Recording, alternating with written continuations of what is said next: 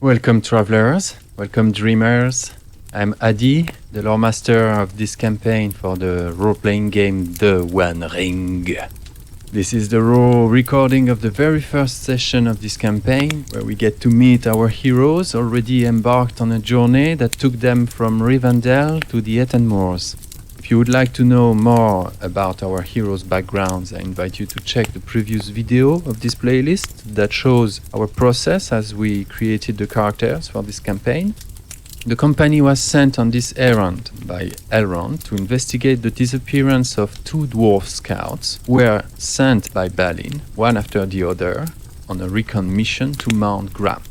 The Fellowship has just arrived below the daunting silhouette of the Black Mountain, where sits what used to be ages ago a dwarven fortress, but has since been occupied by the ill-reputed orc tribe of the Black Horn.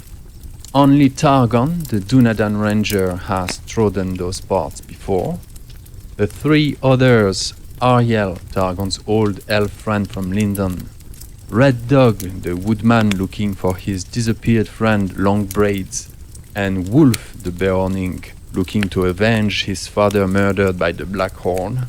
All three are new to this land north of Eriador. Now, my dear travelers and kind dreamers, thank you for stopping by. I wish you a pleasant journey at our side, and let the game begin. You guys are taking 2 points of fatigue from the get-go now. You've been traveling for 2 weeks. You've been sent by Elrond, who is doing a favor to Balin, son of Fundin, his old dwarf friends, who has not heard of two scouts, for too long. And Balin has asked Elrond's favor to take that, to fix that, and send a group of trusty people. Yeah. Corey's reloading. I can hear you now. Yeah. Okay, good. So it took you 2 weeks to reach the Ethan Moors. You've traveled through the east side of the Misty Mountains and into the Ethan Dales and the Ethan Moors proper. You're after two dwarfs, one named Dulin, who was last seen 3 months ago, and the other one who was sent after him, Foy, who hasn't gave sign of life for a month now, when he was expected to just be back. So you've traveled light and fast for 12 days, I see now. It is late summer. You've crossed the Horwell River, which was a bit of a pain. So that's why you circled it. You circled around it. I'm gonna activate the map here. We're over there to the northeast. Let's say that you've taken this path. Sorry, had you said we got 2 points of fatigue? Yeah. Yeah. This is the path you took, about 300 kilometers or more, 230 miles. It's still loading. Oh, okay. So we are not doing this travel ourselves, okay? No, not. Travel is too good. You could see that day by day the somber and sleek silhouette of Mount Gram itself has grown bigger, with spire like a black horn at the very western end of the Ethan Moors chain of mountains. The terrain went from temperate forest to craggy highlands, treacherous bogs, and the Ethan Moors themselves are this sort of woodless, rocky massif of high moors and bogs, only sparkled with bushes of heather, small misshaped trees, plenty of various colored lichens. There is some kind of hunting possible to do there. A fauna of furtive deers, roes, boars, plethora of birds surround the forest north of Rivendell, but as you go more north,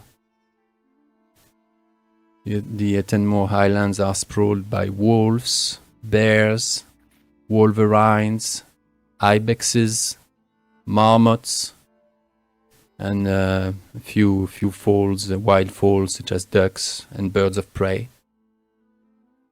And as you came closer to Mount Graham proper, the overwhelming presence of magpies became obvious. Those birds became pretty and quickly very annoying, always on the lookout for something that you would drop or a piece of shiny that would stand from your, from your packing, and always trying to steal from you at the least expected moment. And you know always that they're never really far. And the closer you got to Mount Graham, the more aggressive they were, and constantly on the lookout for you.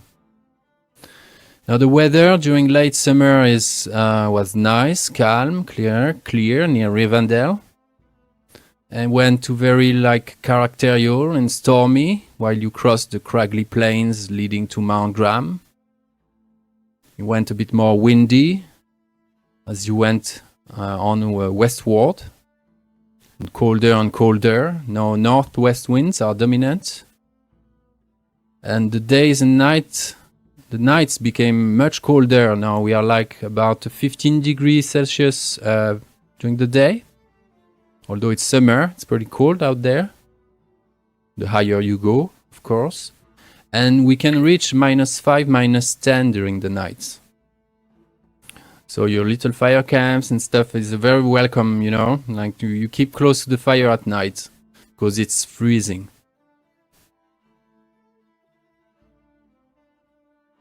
Now, finally, you have entered a very large and inhospitable deep valley that is running northward, straight north. It cuts into the Ettenmoors, into the mountain range, and it goes straight northward. And it leads to the foot of Mount Graham itself, which is a huge mountain of black color. You have crossed. You will have to now. You're in this valley, and to the left of it will be the last ascension to reach Mount Graham proper, which is this behemoth mountain, black, standing in front of you now, on the west side of this valley. And in front of you, before you can reach the mountain proper, you have a few hills before that to climb and crest. And what's you're gonna see is a maze of gullies and ravines dug deep into the ageless rock. The cackles and the croak of magpies is always there, never too far. And the first scene we're gonna have together is the morning of the day you arrive at the foot of Mount Graham. Took you another day or two to leave the bottom of the valley and make the ascension toward the foot of Mount Graham proper. And now it is morning. You've just spent the last night before arriving. You had a cold night, and you've decided to light an extra fire in the morning to make something warm before leaving and getting there. Now I'd like to split the scene into 3 parts.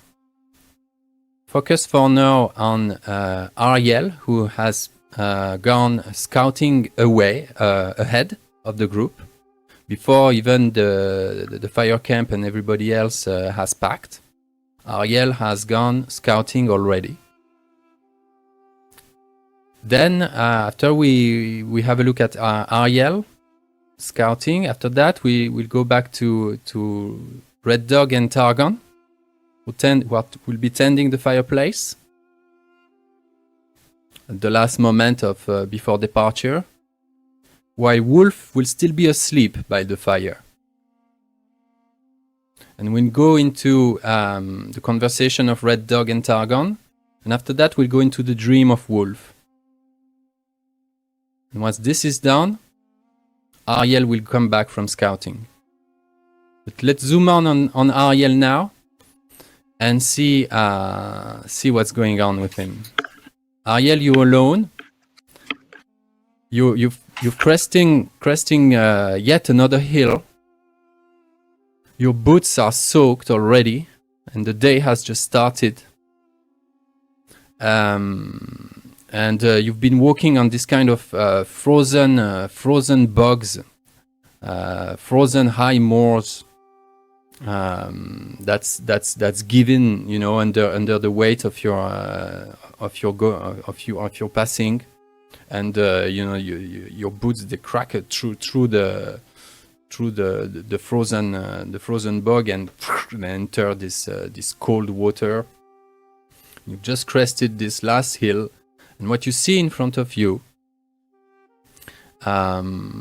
is a maze. You've kind of like an overview of a sort of a labyrinthic maze of gullies and corridors and clefts, you know, going through the roots of the mountain, through the roots of Mount Graham. Mm-hmm. Mount Graham is in snow at the very, very top. It is black stone as it comes down and sprawl into a maze of gullies and small clefts and intricated glens and stuff like that. You always see the silhouettes of the magpies circling up in the sky. And you just come across something peculiar. Is an assortment at your as you come up this hill, and you see now near where you're standing an assortment, a spreading of old bones. And Old bones. most of them are you know, naked bones, old bones they've been there for a long while, evidently. And the skull, or what remains of the skull of this small humanoid thing, you can make for a humanoid shape. You know, you can see like parts, you can see like a femur, you know, pelvis. You can easily make that out that it was a small humanoid, and the skull is definitely the skull of a goblin, which been it's in pretty bad shape. The thing must have been torn apart and crushed, piled over and stomped. The bones are scattered and spread in a 5 meter square area.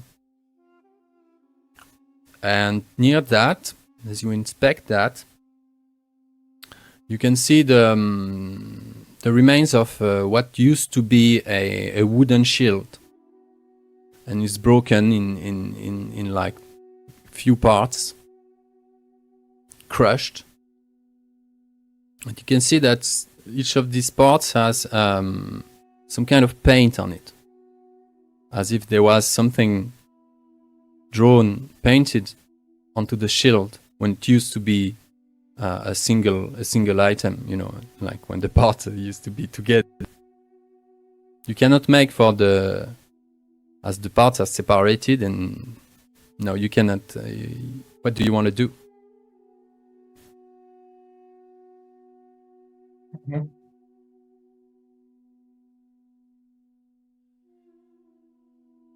Are you inspecting the Just the see shield if I itself? can collect the parts that I can see that. Okay, as you do, Yes, to try as you to do that, see if say there are markings. I'll try to get them together. that's it. That's pretty simple to do. You do just that, and what you see is basically like a stroke of paint going obliquely diagonally on the shield. It looks like a war glyph of sort, probably the emblem of a tribe or something. And it's like just a slash of black paint that goes from thin to wide at the bottom, like a horn. And it's a black horn. Right. Okay, is that anything I recognize? You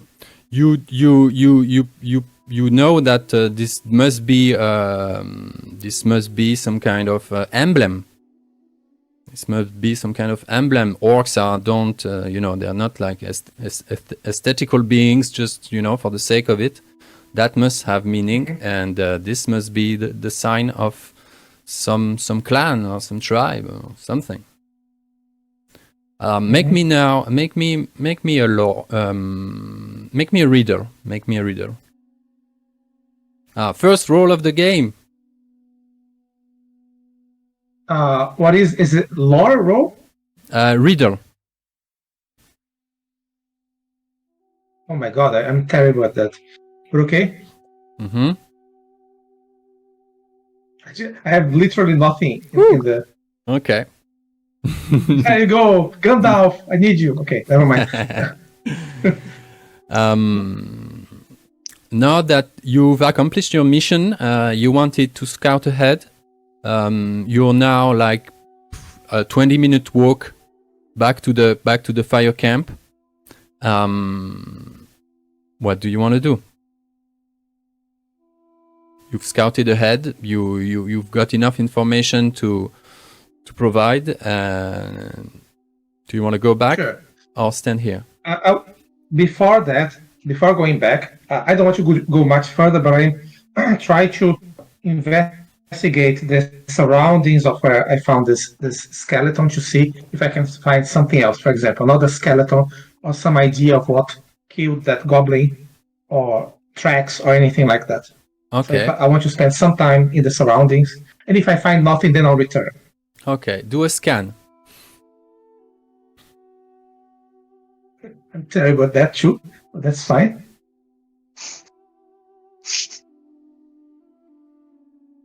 Yep, nothing.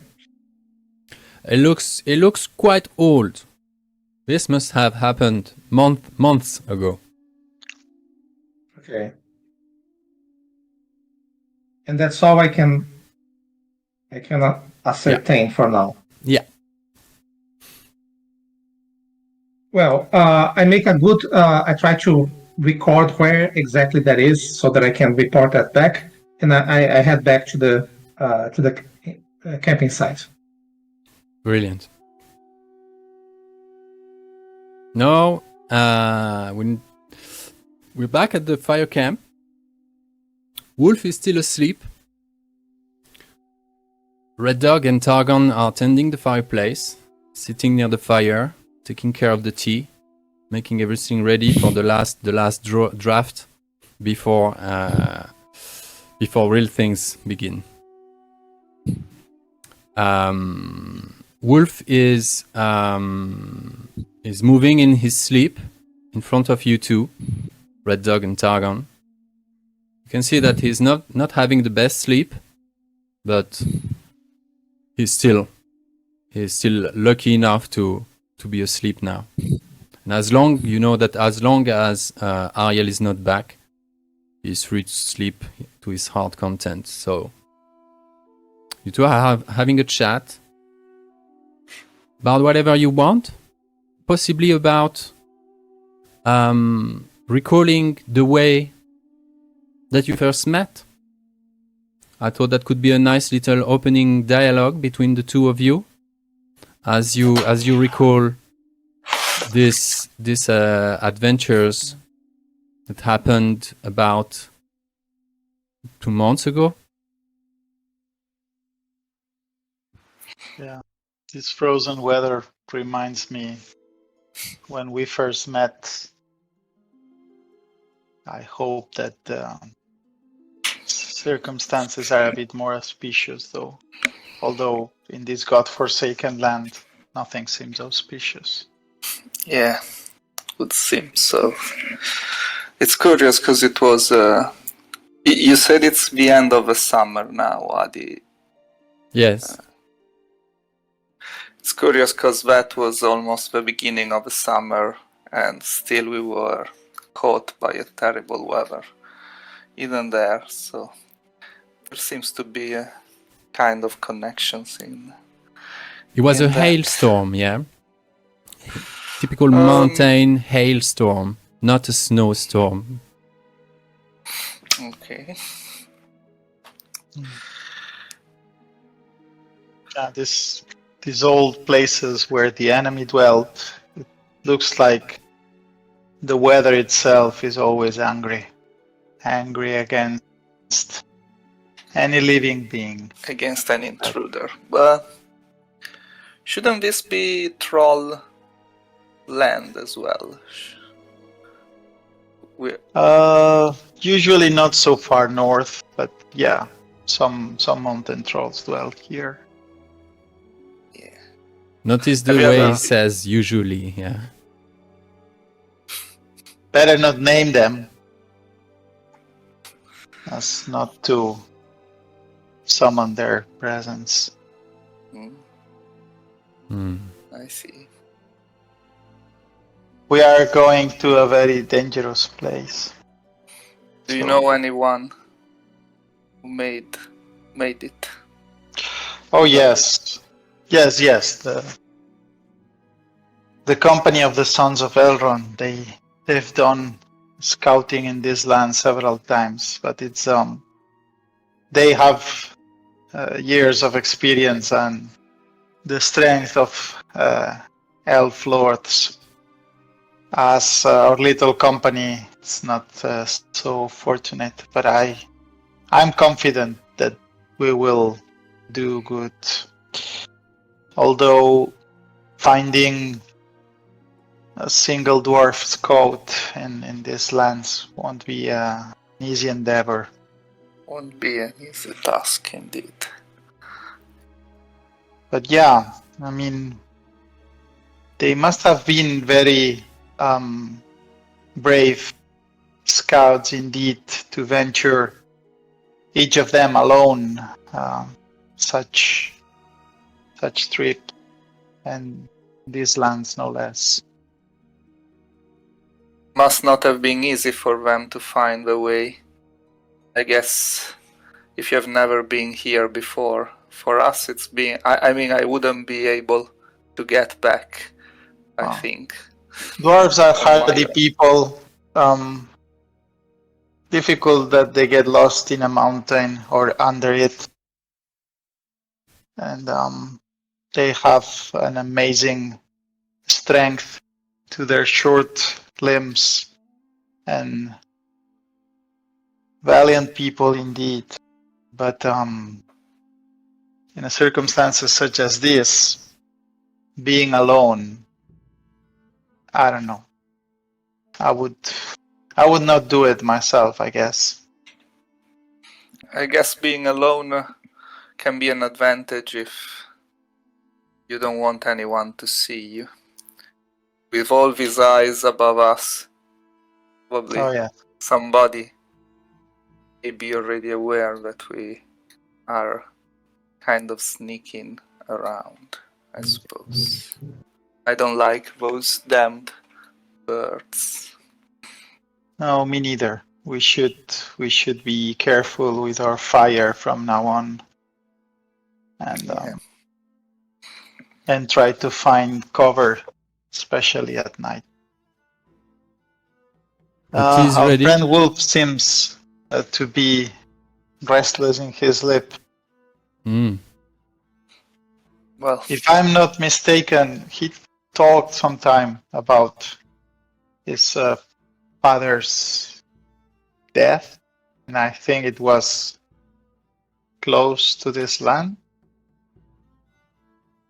so maybe some evil phantom is haunting his sleep. Some nightmare of sorts here. Talking about Wolf's dreams, Wolf is not dreaming right now.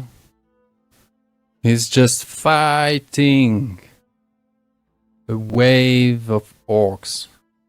And yet another wave. And waves and after waves of orcs. Clad in black iron. Armed with spiky shields and crooked weapons. Snarling and laughing, enjoying the pain, and their heads fly, and their arms fly, and Wolf is fighting with the great axe of his father. But as he gets outnumbered and weary, withered down by these waves of monsters,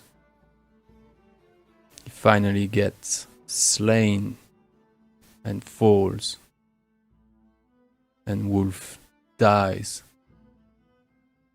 and is now laying on the ground, and his spirit separates itself from his body, and he sees his body laying down, being stomped and played upon like if it was a puppet used by the orcs that are making fun of his corpse.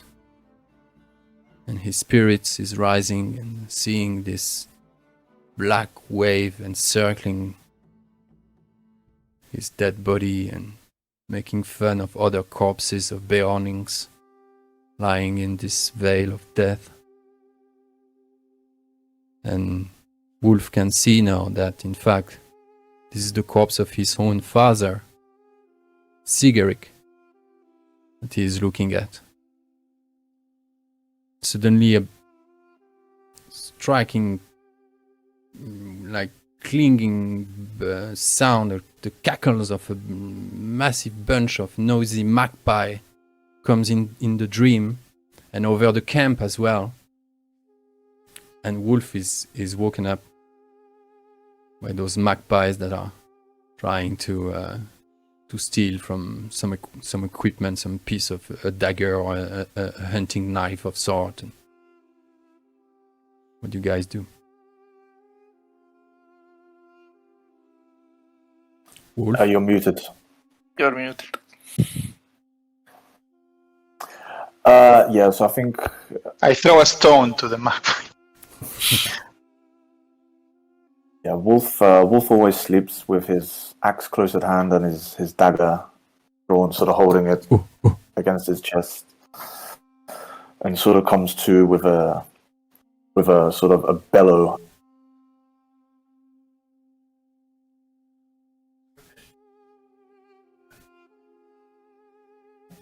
I'm back.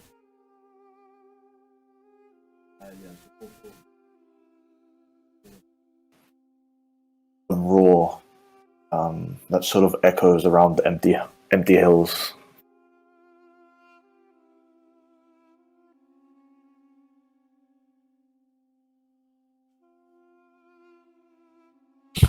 Like he's been fighting a battle. Looks a bit wary. And yeah, I mean, we're being. How many birds are we? Is it sort of a swarm of them are descending upon us, or? They're having fun. They're not. Okay. They're not attacking. They're just trying to tease you in one way, so another one can kind of sneak in on the opposite side. Just making fun, but as soon as Targon begins to throw stones at them, they just give up and pretend to go somewhere else. You can still hear them making jokes nearby, on the other side of the next ridge.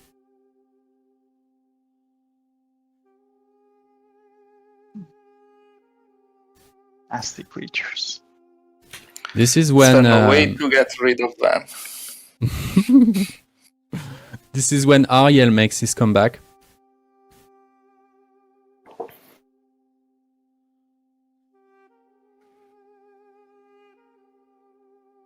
Ariel, You're you are mute. muted. God damn it! Sorry. So I say, hello. I did my, I did scout ahead, and I found one thing of note, which is a goblin skeleton. Probably died months ago. Possibly, I don't know when the dwarf scouts were supposed to be here, perhaps at the same time. Unclear. And they were crushed. They were by something big, possibly a troll, but something big. And that goblin had a shield on him, which had a symbol that resembled a horn, a black horn, with a background of whatever the color of the background was in the shield, perhaps red.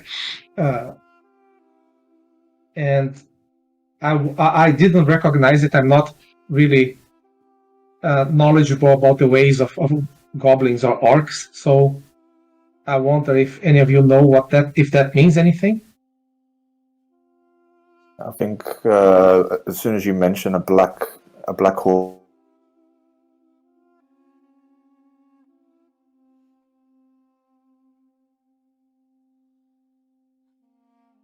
and I think his attention snaps to you, very focused, as sort of everything starts piecing together. If I notice this, then I will ask you. I don't know. Is it something that you demonstrate through your in your face or something? Yeah, I think it's sort of everything with the dream I've just had in my past and this sort of appearing now. It's sort of Wolf is definitely seeing this as sort of an omen or something. So his demeanor has changed now. I'd say it's definitely noticeable. Wolf, my friend, your face tells me that this is not the first time you saw this symbol. And a sort of grim smile will spread across his face. These are the orcs that slew my father all those years ago. They bore the same crest. I'm sorry to, make you go back to something that painful. Is this one of their usual hunting grounds, or this region here that we are in? Wolf is now sort of like gathering some soil between his hands, sort of rubbing it together, sort of tasting the earth. Nice. He says he's not traveled this. I've not traveled this far west of the mountains before, only as far as the high pass where my father was slain, and never beyond. But yeah, I fear this is an omen. My dreams have been pointing in the same direction, and discovering the shield so close to where we're supposed to be heading. It's sort of fate weaving itself into a very clear path. I think it's high time that we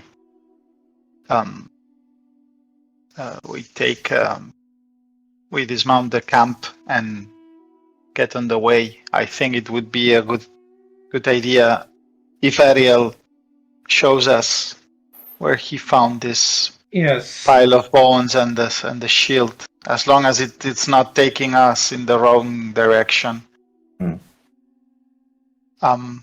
Yes, Wolf, I know this is very important for you, but we should also not lose sight of why we are here.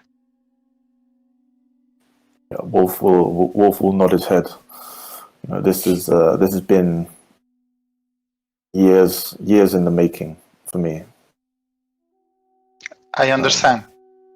So And if there I'm is not, something we can do to help you, and I'm not going to rush to finish it when I've been waiting so long. Hmm.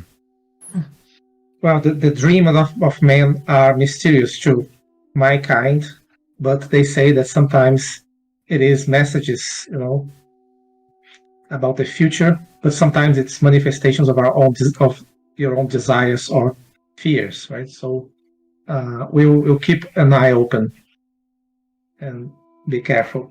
But I can lead you there. So Do we have just- do we have Wolf's horse with us as well, or Your choice. just wondering if it was if we'd maybe have left it in Rivendell if we're traveling into such sort of It looks sensical, yeah. rough terrain. Maybe we would have left it behind, also Yeah. for sort of stealth reasons. Yes, makes sense. yeah. Yeah, all right. We'll say that the old chestnut is The enjoying horse life is in safe Rivendell. with Targon's mother. Nice. okay, it's the place I mentioned is no more than 20 minutes from here, so we can walk there. Wolf will dust himself off and gather his small belongings and sort of heft his axe and Let's raise camp. Yeah. Let's try to leave as few notice of our passage here as possible. What about the tea? We will Maybe drink it the last hot. tea of your life. Oh, That's always true. Yeah. Yeah, Life is a suicide mission, so let's. yeah. And no matter how well you do things, unless you are one of your people in the end. Oh yes, but even we, there will be the breaking of the world, so even we will end as well. So, okay, so I guess we are walking there. Yeah, Yeah. let's. Careful, paying attention, because now I guess we are all a bit spooked, I presume.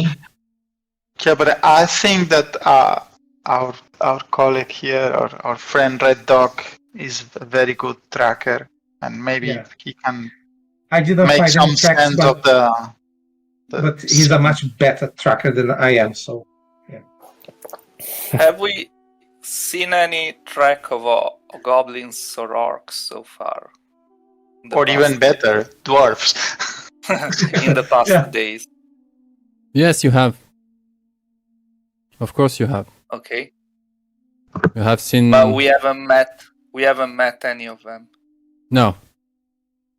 You have seen stores of trolls, of bears, of wolves, wargs, orcs, the whole collection. But we have avoided all of them somehow.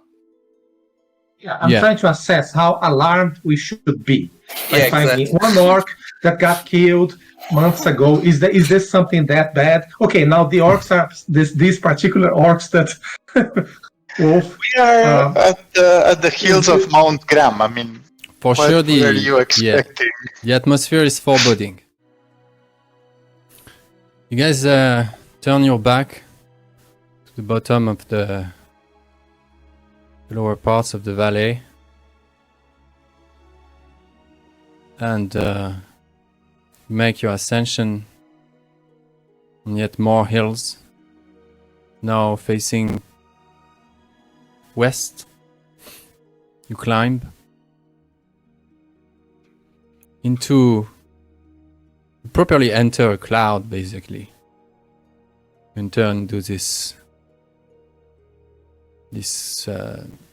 white wall of moisture sticking onto your skin, making your eyelid heavy and sticky, your hands wet and moist, your whole composure, your whole, feels uncomfortable.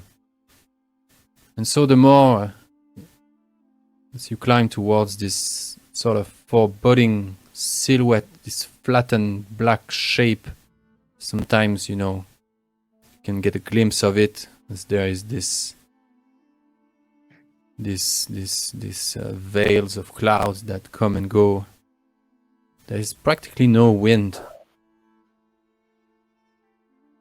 and you'll soon come towards this. This is a picture of. This is a generic, like, let you feel kind of the mood picture. This is not what you see, or we will stay with this picture for a while, as long as you'll be in and around the maze that's now opening in front of you. As you come down to this hill, you come on top of this hill that is overlooking kind of this sprawling maze of ravines.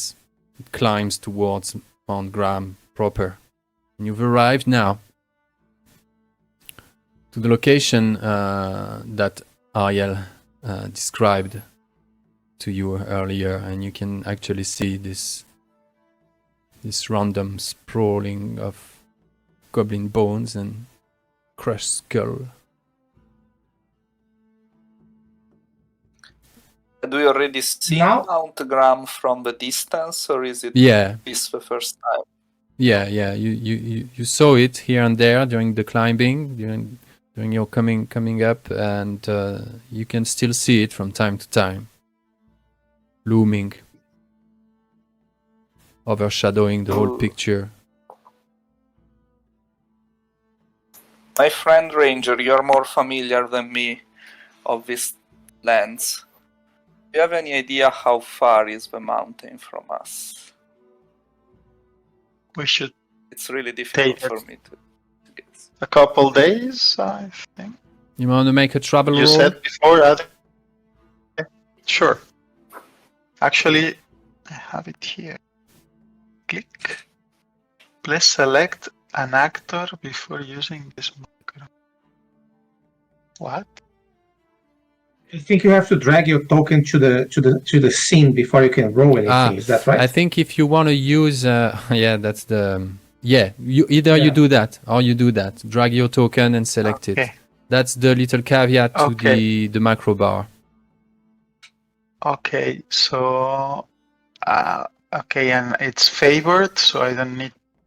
Okay.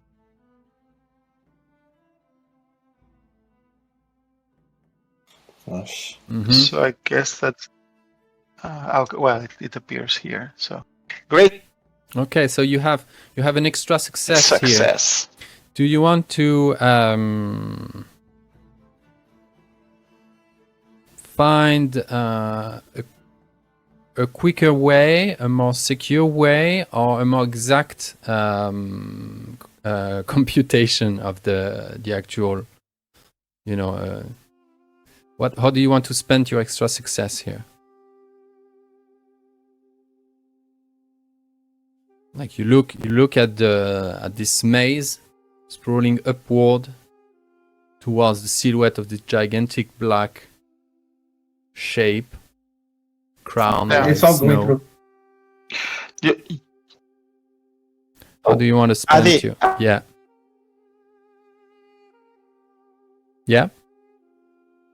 Adi, I'm breaking again. you got frozen. You got frozen, and I Yeah. think missed That part happened of now. what It you seems said. fine, but it's if you could repeat what you said in the last minute or so. Okay. If it does that again, I'm afraid I'm gonna have to get rid of the camera. I think that's causing a little bit some issues there. I just said that it's Jordy's Okay. choice now to decide what he wants to do with his extra success. Either find a quicker way, a safer way, a more stealthier way, or have a more exact reading of the actual distance. How do you do that? What do you want to do with this success, Jordy? Find a more stealthier way. Okay. No, it's still time to, but it's not time to answer. Who asked the question? Yeah, it was Red Dog. Red Dog. But I also think, what would be the approach that the dwarven scouts would use? So they were tasked with gathering information without being seen. So I guess they would also choose the stealthier way. And dwarves are very good in the mountain, so I guess if I can find a stealthier path, they did it too before me.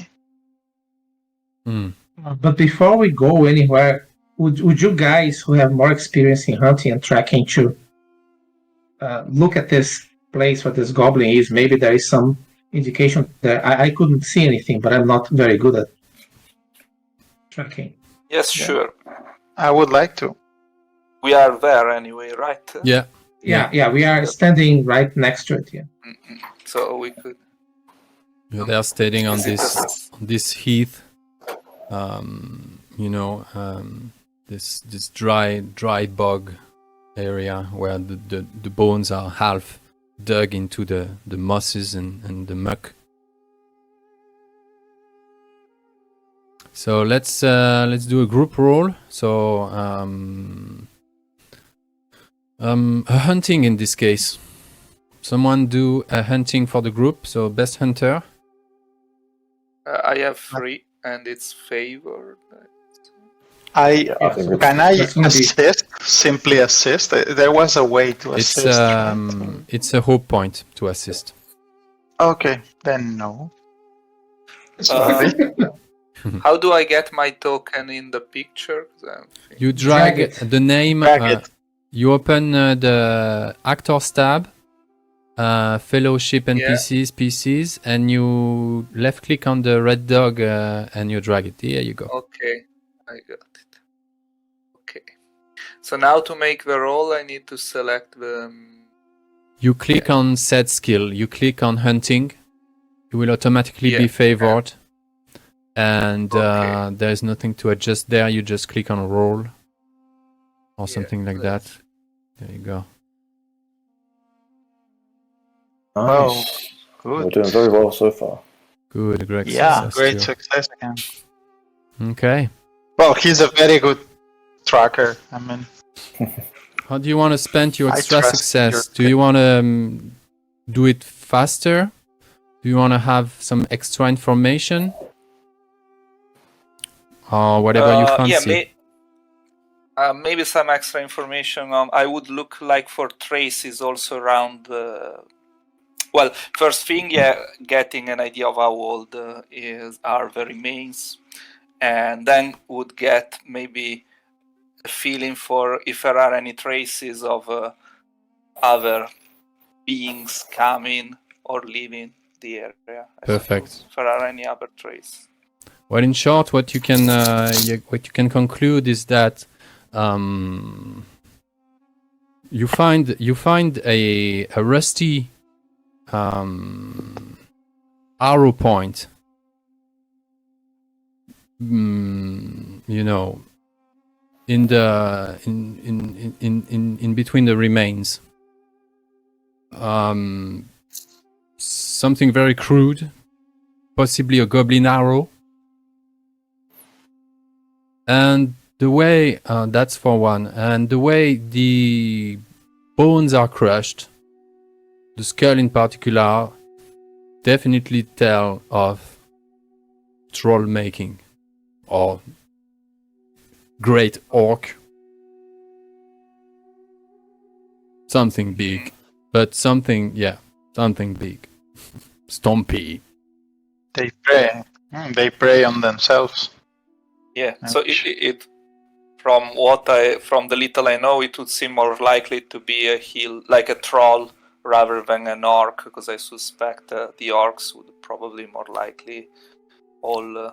Not linked together a normal orc, a bigger orc or a troll. Okay. It would seem that whatever creature crushed the goblin is more likely to be a troll rather than a dwarf, from what I can see. So it wouldn't seem that this goblin has been killed by one of our dwarves. unless the troll has mutilated the body of a dead goblin, but that's not what I see, right?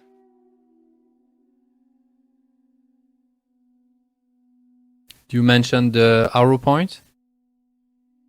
Yeah, well, I showed the arrow point to them, and does it seem to me that the arrow point belonged to this goblin, or that has been...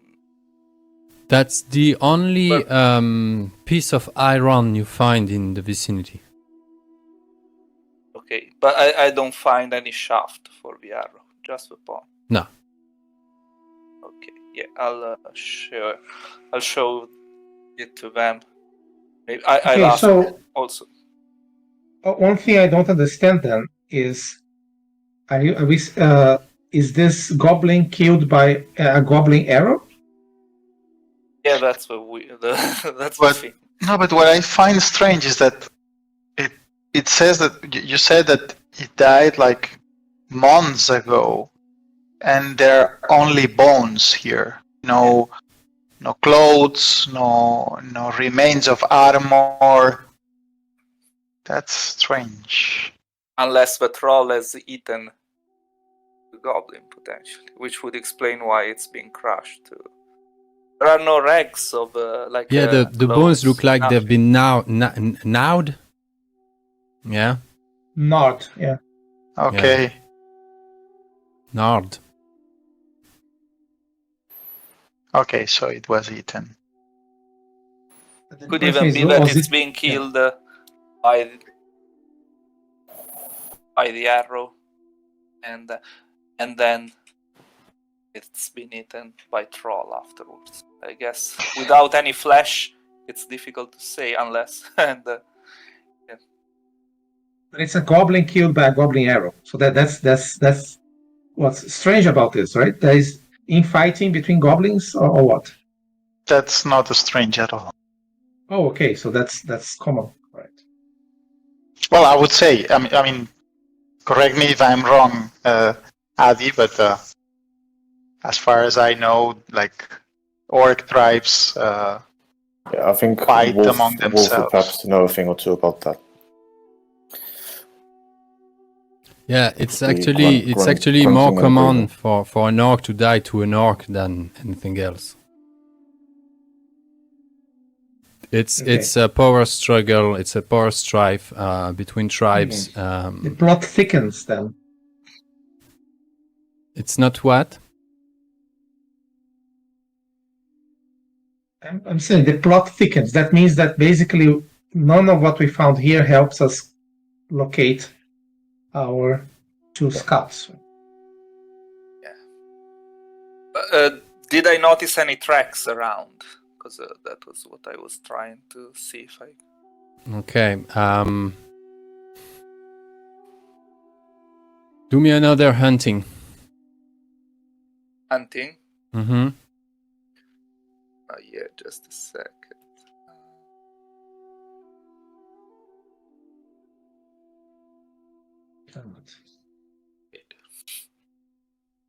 You don't seem to make out anything more related to the scene in question. This spot I can't seem to find. Yeah, no, this spot has given everything it had.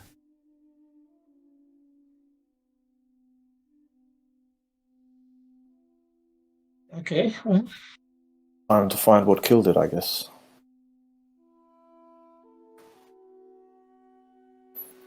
so I think there's nothing left but continue on towards Mount Graham.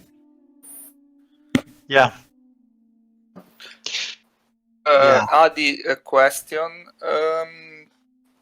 Did the Eagle Eye, the husband, ever mention like some signs of the goblins that attacked his village? Yes. Just wondering if he mentions if there is any connection with the the Red Horn. He has not mentioned anything like that. Only the fact that their village was attacked by a raiding party, and that long bread, yeah, bread. Long braids, I go. Longbreed was abducted during the attack.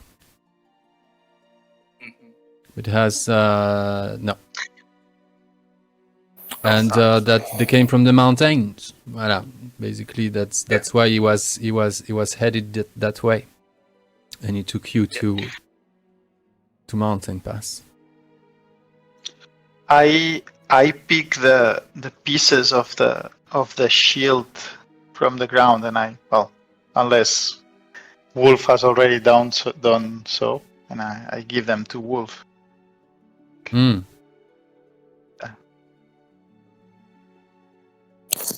Yeah,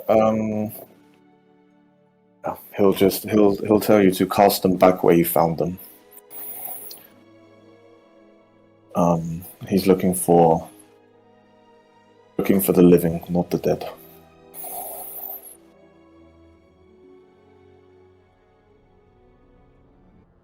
But what sort of time of day are we in right now?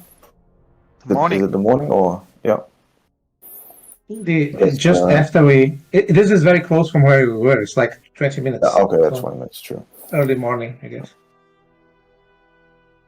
Yeah. Okay, then Okay, shall we move on then? I think let's let's on. get moving. Let's press on. And according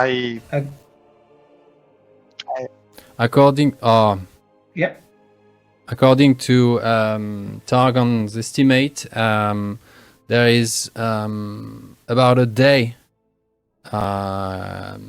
walk, a trek before you reach the feet of the mountain proper. And this looks what do you call, like a happy estimate, yeah, because this maze that is sprawling itself in front of you now looks daunting. Do we have any previous knowledge, maybe from Rivendell or from the Sons of Elrond, about like what to expect once we reach the foothills of a mountain? Like, in short, what you could have been warned about is that this is a treacherous landscape and filled with treacherous beings. Very useful. Thank you. Thank you. Thank you, Elrond. That's great. I know you come to Elrond for wisdom. Here you go.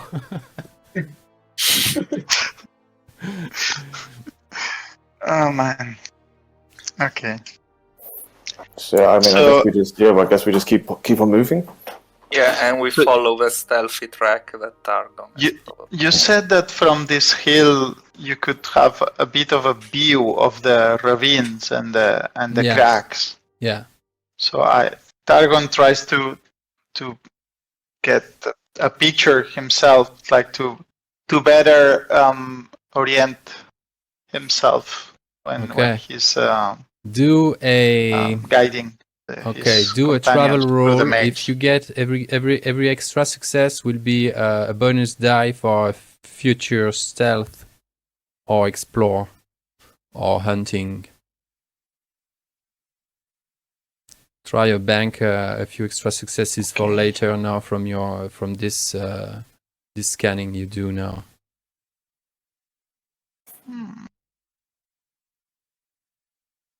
Okay. Travel. Why is it not working? Good. I clicked One extra. and I Nice. clicked on. Okay, it took a bit. Very bad roll. So one extra Good, success. but bad at the same time. Yeah. Well. So it's hard to describe as much as it's hard to imagine, but The two Gandalf dice came at 2 and a 3. So. You've got this kind of plunging view on something that's ascending and full of crannies and cracks and irregularities and being destroyed and shaped by years of streams and brooks running into the rocks. There's this sense of a maze, this sense of a place you shouldn't go in. But with your sense of orientation, your feeling for the time of day, even under this fog, the fog as well is a big issue when it comes to trying to foresee which way to take forward, which way to go. The fog is always there, and that complicates things a lot. But still, you have this general sense of the place, or at least what you've glimpsed of it.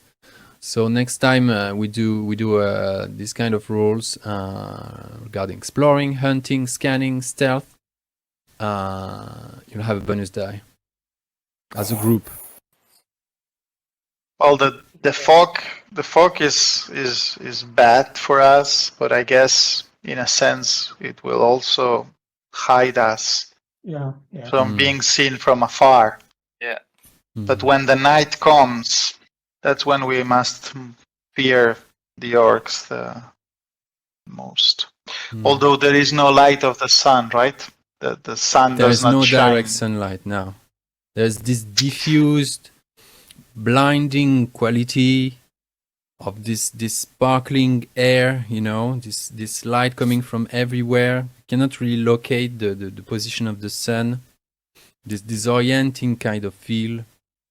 Somehow you're thankful for Mount Graham showing up now and again, showing you the way, if that can be any comfort. Where north is.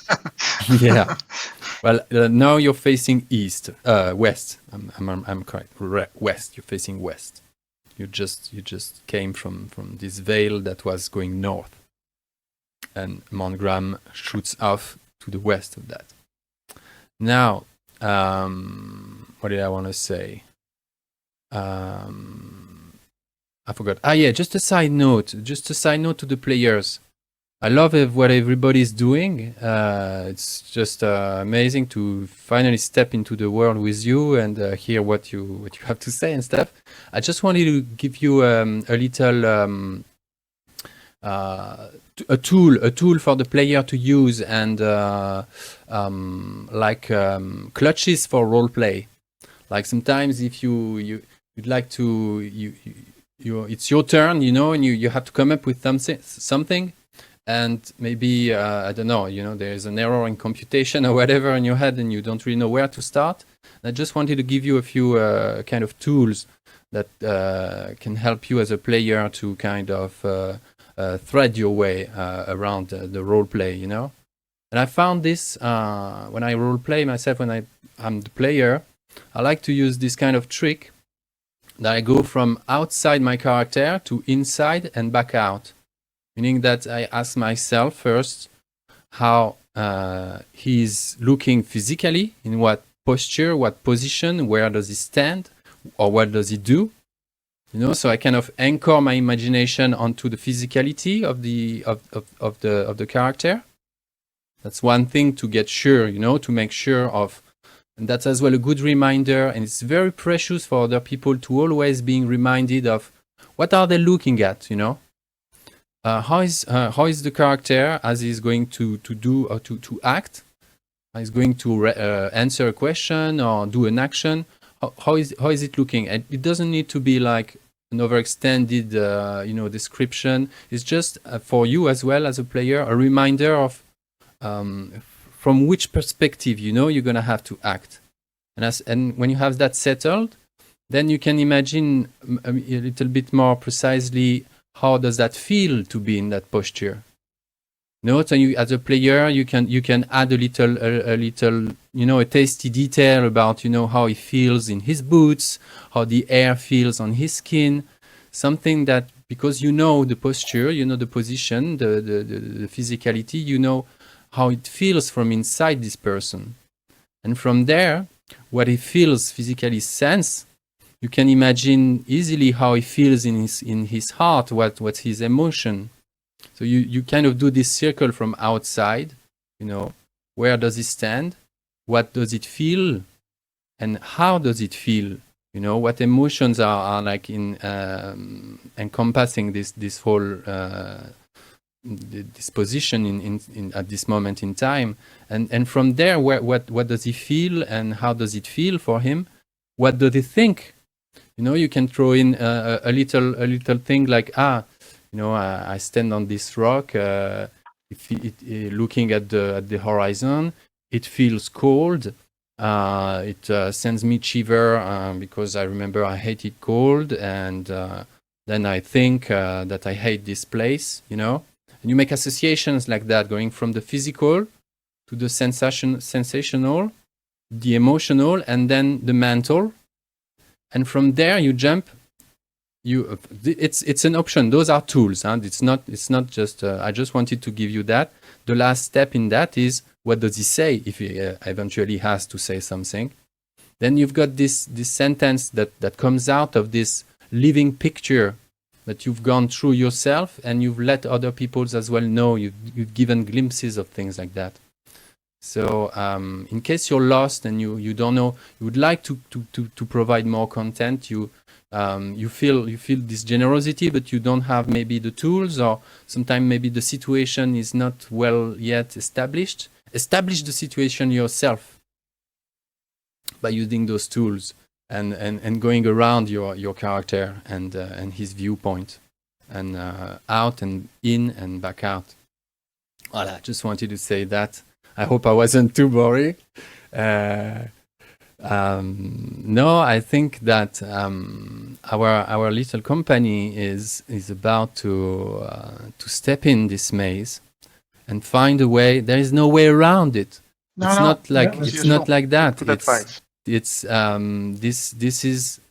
is an immense kind of destroyed landscape. There is no way around it. Your goal is past that.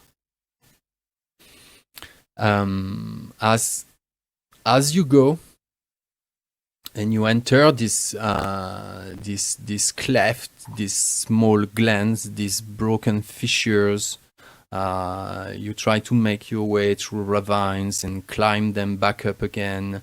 Most of them end, into walls and cliffs. You have to go back and up. Sometimes you have to climb like the sheer rock to end up like balancing yourself between two ravines on each side. Very dangerous and, as Aaron mentioned, treacherous landscape. You always keep an eye for things out, and indications of life, indications of whatever sign of something dangerous. Everybody is on the lookout for something out of the ordinary. I would like one of you for the group to roll hunting or scan. So best hunter or best scanner. I guess it's Red Dog. Huh? My scan is just 2 with favored, but I think you have 3 with favored. Yeah, 3 and 5. Should I give it a go? Ariel is beginning to think that he's a creature of cities and civilization, because those guys are so much better at navigating everything than he is. Starting to feel a little bit, should I be here? Okay.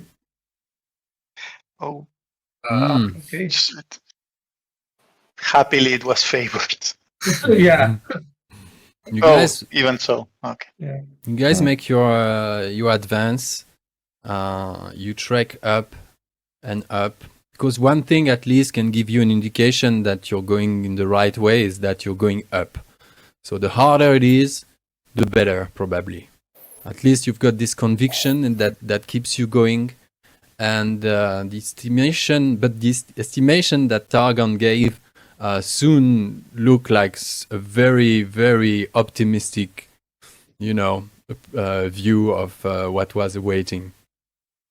I'd like very unlikely for Targon to be optimistic, but just still missing. And still, it's much we worse. should have had a +1 on that roll, shouldn't we? You Why? get us Because of Oh, that's right. Someone Yeah, my saying- previous. That's right. Roll, please. Attends. 1d6. 1d6. How do I roll a single Someone die? roll 1d6. Pick a skill that has a. Well, there is a macro for Yeah, there for is a the roll, macro. manual dice roll. If you go into the one compendium with the packs dice. to the top right, compendium packs, and you pick you open the macro with the English flag, and there you drag the manual dice roll into your macro bar. Manual die. Nice. Okay, can I do this? I can just roll a skill that has just one pip and ignore the feat dice. Do. I can. Right. I've got it here. If we want to just roll one. But Is it this macro is we will use it. how sooner or many later. die? So is it one success dice? Yes, One correct. success die. No 0 feat die. Yeah. Okay. Good. Okay. Okay, so it's an 18. 18. Yeah. Is that enough? Yes. Yeah. Yes. Yes, it It's a is. success. You guys, as a group, as you go, in kind of this sprawling formation, and spaced enough to access the maximum of information about your surrounding, but still close enough that you can react as a whole in case there is something happening. That you can, in fact, you never really lose sight of each other, even in this kind of broken landscape. As a group, you start to notice that actually there are sets of tracks there. You begin to see that yes, this place is inhabited, and what you discover, in fact, is two main sets of tracks. Not the least, a human set of track, and the second one is orcish. So, there are humans around. And orcs, of course. Do they seem to be going together as a group, like humans and orcs mixed in the same group? Or In that Or case, sometimes they overlap, but after a while you see that they're going into two directions. And there seems to be well-worn both of them sets. I mean, it's not like it was stomped on once and that's it. Now we're talking like possibly once every week, or you were talking like recurring. The orc one is much more fresh and defined, but the human tracks are quite surprisingly not only fresh but well worn too. Yeah. The orc track is much more fresh, not much more fresh, much more defined and well worn. Loads of orcs are using this track on a weekly basis for sure. The human tracks is much more thin and but still surprisingly worn too. And you can estimate that this is it looks nearly like a trail. It's not as clear as a trail, but for people of the wild like you, not as so for possibly for as well. You're very clever, but for Ariel, I'm thinking, but all of you are people of the wild, and you can recognize the difference between a track that you know the differences. So the group is started on that, and you collectively look into each other's eyes. What do you do? I say, I voice my concern. We are walking on a well-trodden and frequently used path where there are at least many orcs and clearly men, and we don't know if the men are friends or enemies, but probably enemies is the best bet, right? So I don't know if we should be on this track. We should try to go through paths that are more hidden, less used. Less trodden. Are we exactly on the tracks, or are we kind of skirting the tracks? Well, it's guess. like the whole thing is spread over like there are a couple clefts in between, ridges. It's a complicated landscape, so those tracks sometimes cross, but they're going in different directions. And so yes, you are more or less you are as a group. You could spread so to over like 50 meters if you want to have access to both entries, if you want to imagine it that way. But if you want to be together in a 10 meter diameter, you'd be on only one of them tracks. You know, the wild. I was more thinking about like if we could, possibly be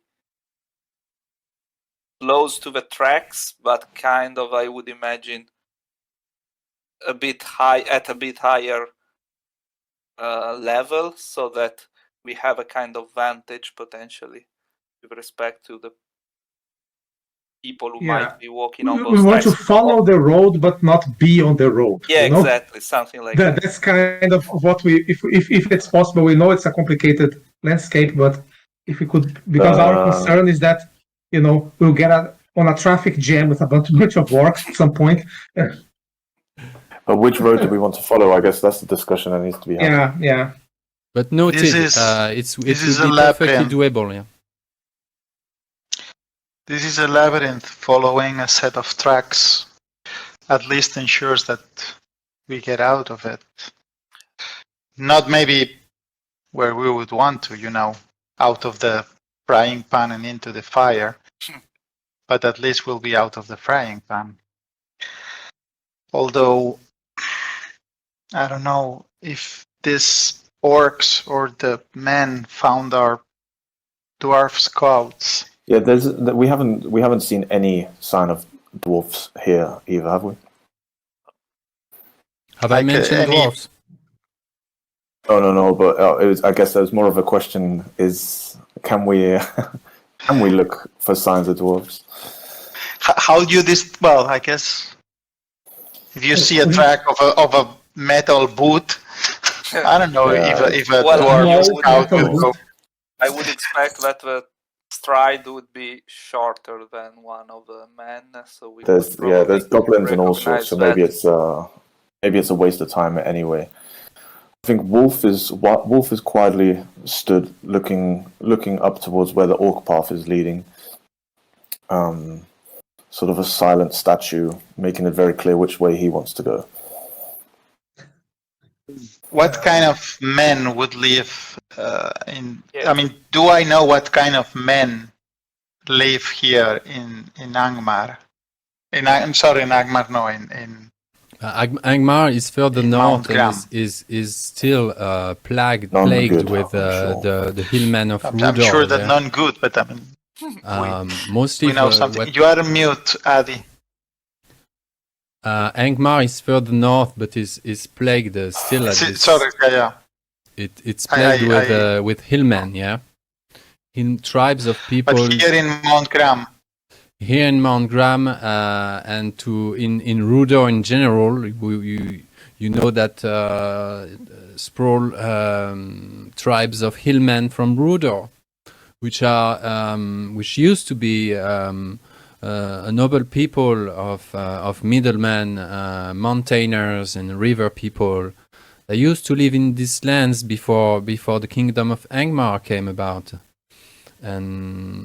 but their culture, their whole history was totally disfigured and their past erased by the shadow, and they've never recovered. They were the first kingdom to fall to Angmar, and the kingdom of Rudor was thoroughly corrupt during the war in the middle of the Third Age. and they were fierce enemy to Arthedain and Cardolan, and like raiders, like known great warriors from the mountains, just raging fire and death all over Arnor. What used to be Arnor. So those tribes, for what's worth, some have survived and still are praying to the dark gods. So yes, that could be a territory for men of Rudor, hill men of Rudor, to be hanging, around. That much you know for sure. Okay, not nice people. We can. Those the Wildlanders have their version of it, and they would not be surprised to hear that some descendants of the hillmen of Gundabad and other hillmen from possibly the Grey Mountains, or there are always, those people that have bent and bow to the shadow. And for Ariel, that wouldn't be a surprise at all, because you've read the stories, you know the history of Arnor, and you know the history of Rudor. You've made your homework before coming, yeah. So that's why I'm loath to keep following their tracks, because they will inevitably, at some point, they will have people watching. They will have sentries. We are basically walking into a trap, I think, if we keep just passively following either of these trails. I wonder if there's a way to keep until we found a dwarf trail. Yeah, Master Elf. I don't see a better option. But it seemed like this is the only way forward. It seemed. It's either we keep going or we turn back. No. Oh, someone is dead on set to go forward. There's no way back. Desire for vengeance can blind one. Wolf. Be careful. That's a path to the shadow, right? But on my mind, I mean, if the dwarven scouts came this way and their orders were to scout Mount Gram, they wouldn't be afraid of orcs. Careful, yes, but I think we must press forward, even if that means follow the tracks of the orcs. Do we know by any chance what were they scouting for? We should know, because I mean that would be the first thing that Targon would ask. Like, we're looking for some dwarves. Okay, what are they looking for? Yeah. The answer is not really. They were sent to investigate Mount Gram, weren't they? They were just scouting in general. Orc activity, getting updates on the orc settlement there. It is a well-known orc fortress. You don't know why at this time, why precisely, what was if there was a secondary agenda to their mission, you have no idea. They are important enough it was important enough to send another dwarf after the first one, and to send a fellowship after those two. So it must be something critical. Yeah, we know orcs sort of own this mountain. I think anything we're looking for is probably best found with them. That would be Wolf's take, at least. Yeah, but we should still think that a dwarf alone maybe wouldn't necessarily follow the same route as us four or an entire trail of orc. I mean, the humans could be an element that surprised the dwarfs maybe pulled them in that direction. They were maybe trying to figure out the connection.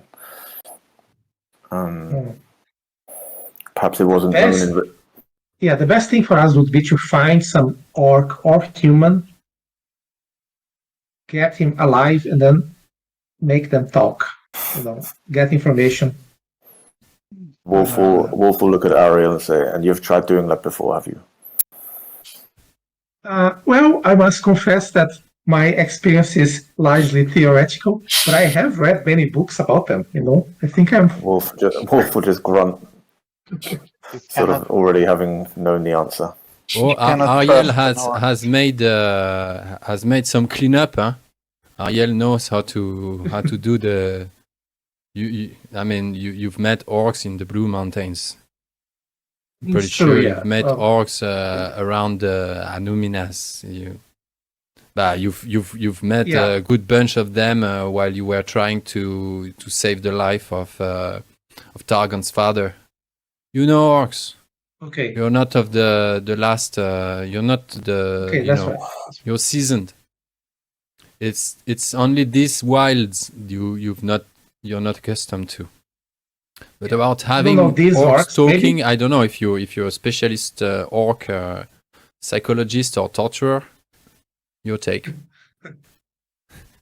No, I'm not a specialist orc psychologist, but I have fought some of them. I have killed some of them, even. Not these orcs that live over here, but an orc is an orc is an orc. So we are. My concern here is that we are a bit blind. We are moving and at the mercy of everything that's around us. But I don't see any alternative either. I think we have to continue. But I think if we could be extra careful to try to go as quietly as we can, keeping track of the track, but away from it as much as possible while still being able to follow it, so that we are not caught completely unawares by some ambush, right? Because that's the scenario. I have a question here that might be important. If we were to find some orcs and we were to listen to them speaking among themselves, they would speak on their insidious, hateful, black speech.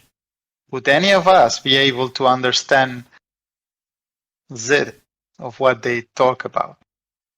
Yeah, but anyone with shadow lore could have an inspired role on that, on the spent of a point of hope.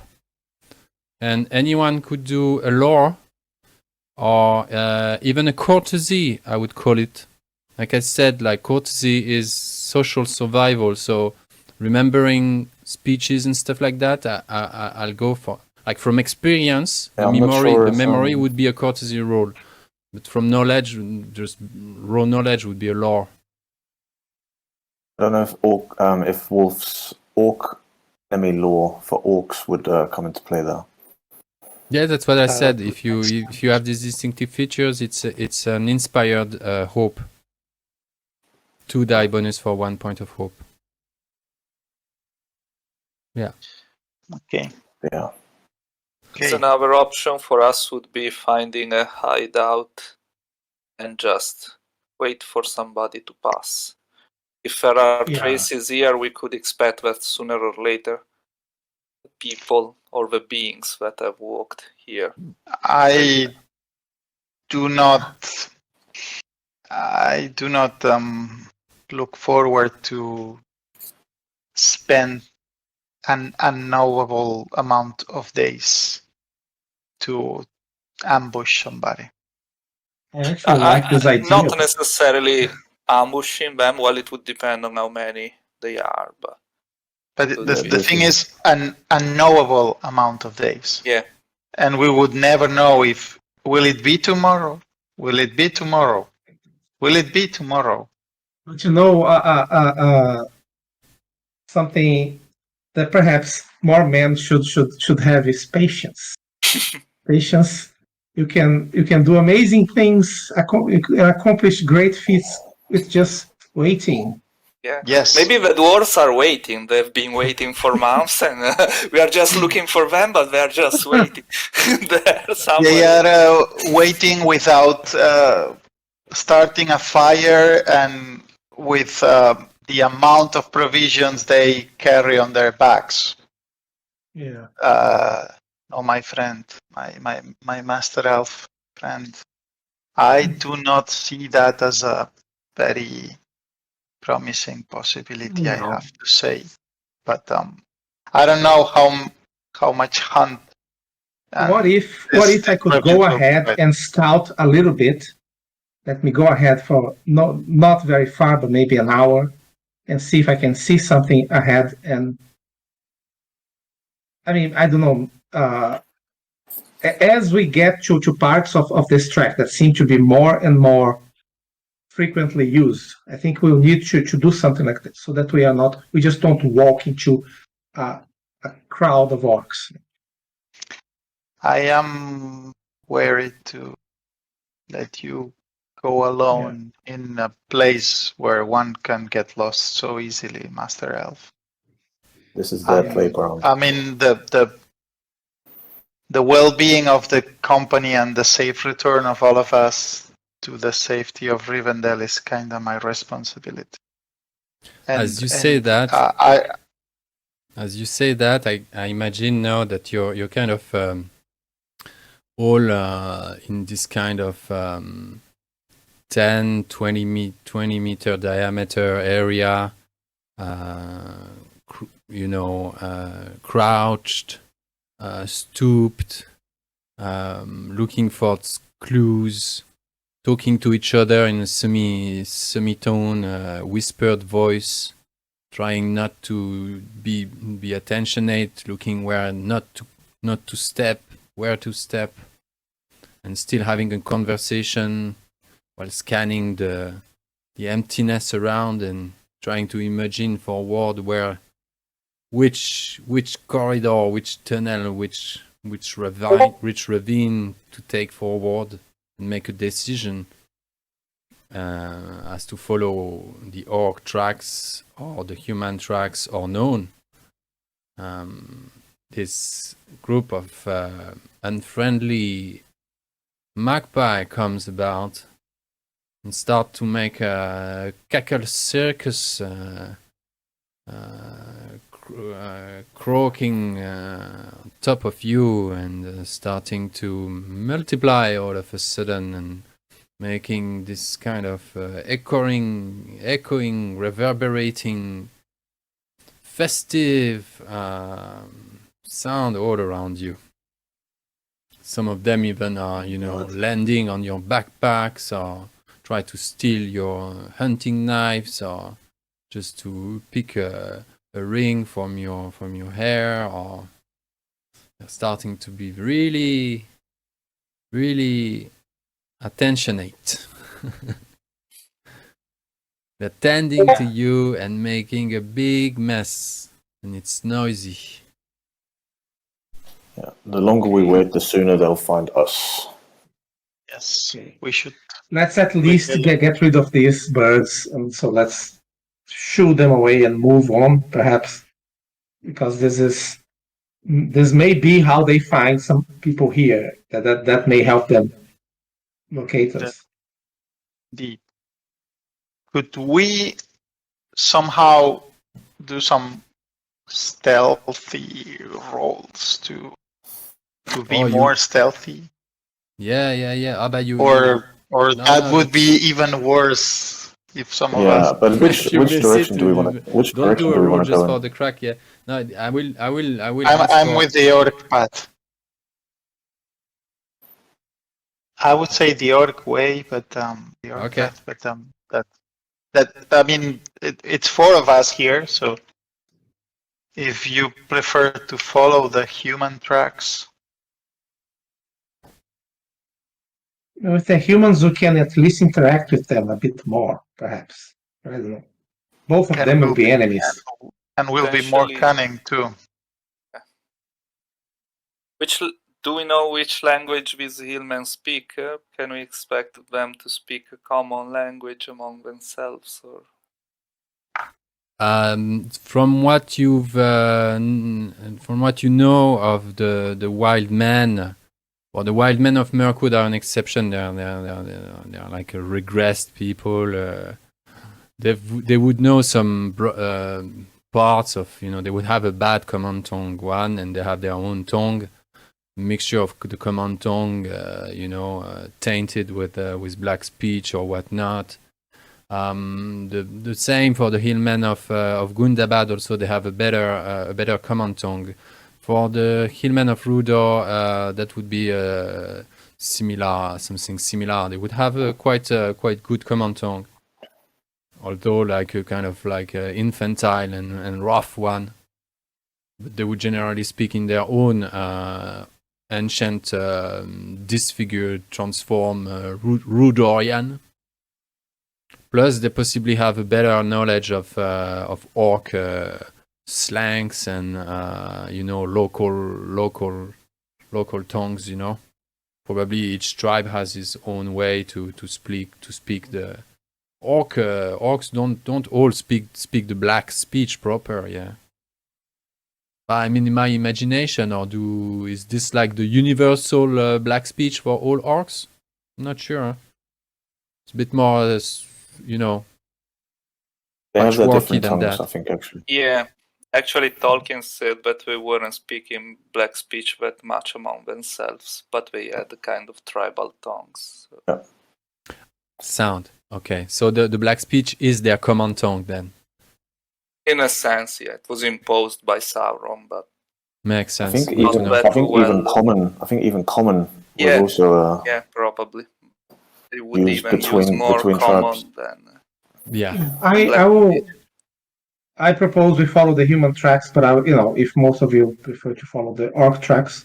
Alors, I want everyone now that I've mentioned the magpies. Yeah, nobody seemed to really do something about that. I mentioned that we should. What I would do is to find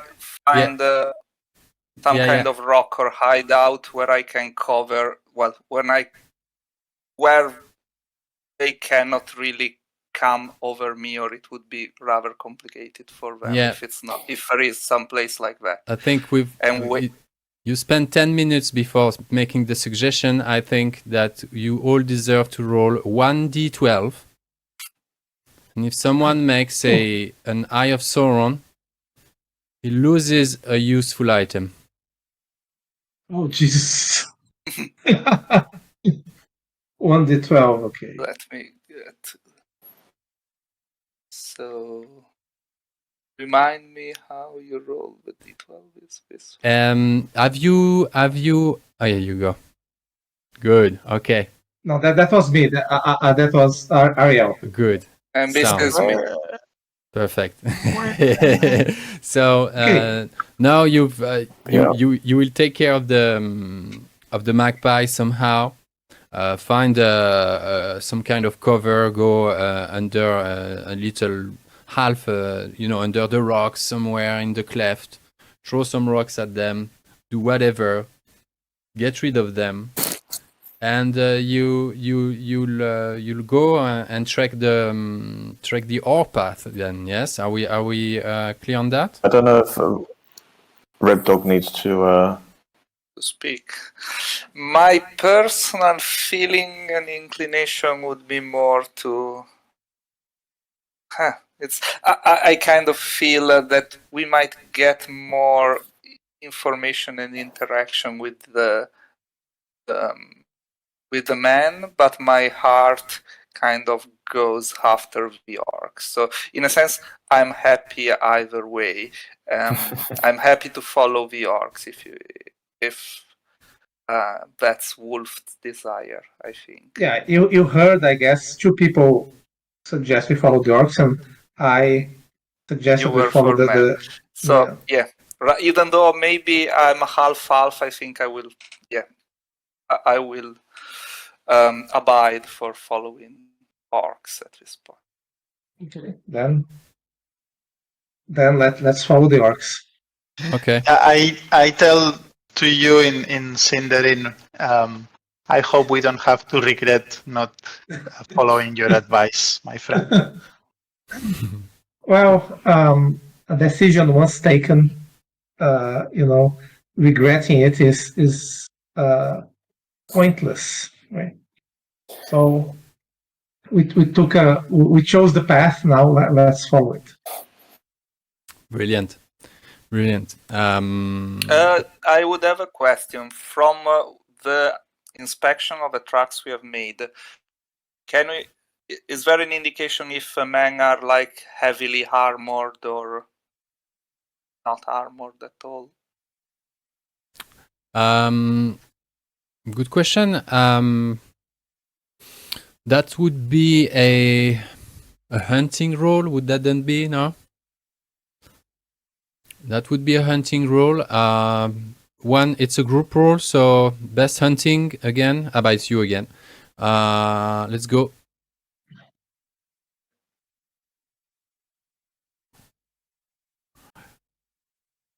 Yeah.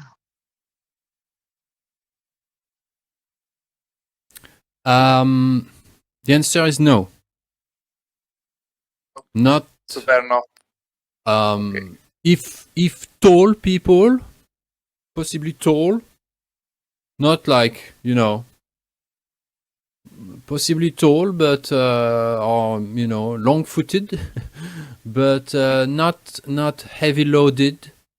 Although sometimes yes, like you see, like there is one track and possibly like it's hard to make it up, to make it out, and you see that there is this set of this foot, this print, like you see that it's not like it seems heavier. Yes, actually, but it doesn't compute with the rest of the of the readings the other readings you had of the whole thing. So sometimes they may be carrying stuff.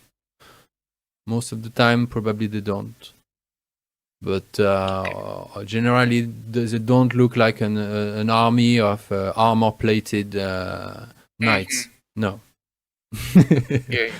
It's the track themselves are like the typical fur boots, mountaineer traveler boots, not like I said, like not full armor-plated soldiers. Okay. So on this note, knowing that you're going to go after the orc track for now, let's take a little breaky. Can you imagine yourself as this kind of 4 little ants going up and down ridges and clefts and ravines and climbing those cliffs and going down those treacherous, rocky slopes and full of holes and crannies and cracks and mosses, lichens, and whole thing being bathed in fog and constant mist, and with this general sense of going upward, losing the tracks for a while, finding them again, being on your guard, stealthily progressing, ascending, climbing, scrambling your way up, and it's going to last for hours. And the more you go, the bigger this silhouette of Mount Graham appears, and the more impressive it looks. And you follow those tracks, and surely enough, at some point, you sort of manage to find a sort of a viewpoint somehow, some kind of hidden spot where you can all reconvene and have a look at what's next, and what's unraveling in front of you as soon as the next cloud of fog allows it. Is surprisingly, you can see gigantic ravine, like sprawling down, like as you could like as easily you could have fallen into it, like you could have slipped and fallen for like 100 meters or so, like down a massive ravine, a huge crack in the landscape. And this thing, as you look up, and you can see that there is this shape, this humongous shape of this black horn profiling itself, like looming this musty, murky air. And you see that as you look up, there is this kind of skeletish kind of shape, this kind of like what's the name in English? There's this kind of like meager, kind of elongated arch going over this ravine. A long, thin bridge going across the ravine into and coming from, in fact, this bridge crosses the ravine and goes into what looks like the entrance to the stronghold itself. You've made it to the foot, the fortress. From where you stand, you can only imagine how many slit windows are hidden in this landscape, how many secret eyes are possibly watching from there down to your location. The presence of the magpie is always somewhere, not far, although you've managed kind of like to find a way to, sneak in between those sweeping, flights. They're taking, like looking for praise, looking for gold and shiny. But one thing that catches your attention as your eyes follows this thin line of this long bridge going over this massive ravine, you see that bridge ends up into this huge gate encrusted into the rock. This is like possibly, I don't know, 100 meters away from you, possibly more. This gate carved into the rock, and looks like the mouth of a monstrous kind of monster, something huge and with teeth hanging from the top, like this opening sealed with a black door, possibly 15 meter high. There is no wind. The fog comes in, like suspended, hides the whole thing. You again find yourself alone in the universe. With this echoing kind of sound, the rock falls somewhere there, echoes some the other way.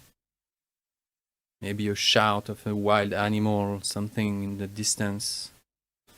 But there's this creepy feeling that the least noise you could do could awake the stronghold in its entirety. And this huge gate stands there in the distance as soon as the cloud again lift and give yourself, the opportunity to look again at this horrible thing. You have this foreboding feeling coming from there, this looming presence. You have no idea how many orcs, how many monsters live in there. That is where you stand now. The tracks you've been following with difficulty now, without doubt, are leading to this bridge. And possibly 60, 80, 100 meters up from your position. Voila, the tracks would lead to the beginning of this bridge, this one entry point, one way in, one way out, this huge locked gate, those massive 15 meters high doors. It looks bad. It looks I don't know how to say. I don't know what's. I'd like to do a tour now, a little round, and hear everyone's have a feel for everyone's. Where do you stand now? What's happening? What do you see? How do you read that? How does that resonate with who you are? And how did that? Where are you struck? Because there is something like a strike. This confirmation that the shadow is very well alive. Because even if this thing and this whole scenery is quiet somehow, still there is this vibration in the air. It's a bad vibe. How is everyone feeling and inwardly taking that? Yeah, for me, I look at this and to me, the most threatening thing is that it's all quiet, right? And even though there are probably hundreds of orcs, or I don't know how many in there, the threat is this. It's not a monster that you can see, but the worst monster is the one that you cannot see, right? So I feel like at any moment it will open its mouth and devour me. And it's a looming threat, right? So I'm very a bit shaken, let's say. I guess I'm quite shaken as well, and probably there is one more reason for me than, well, not necessarily for most of you, but I come from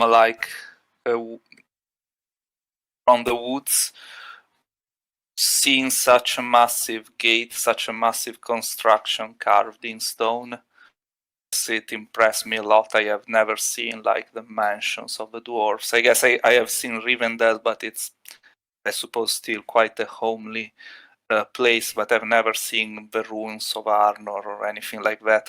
So I don't even have the concept of like a working stone and something like that. So seeing this gate that is monstrous, but it's also like a kind of architectural, well, in a sense it's a massive piece of work, shocks me twice as much in a sense. And I think probably inwardly I'm kind of disbelieving what I'm seeing, and seeing how can I fight, even think of fighting against whatever evil has carved the mountain.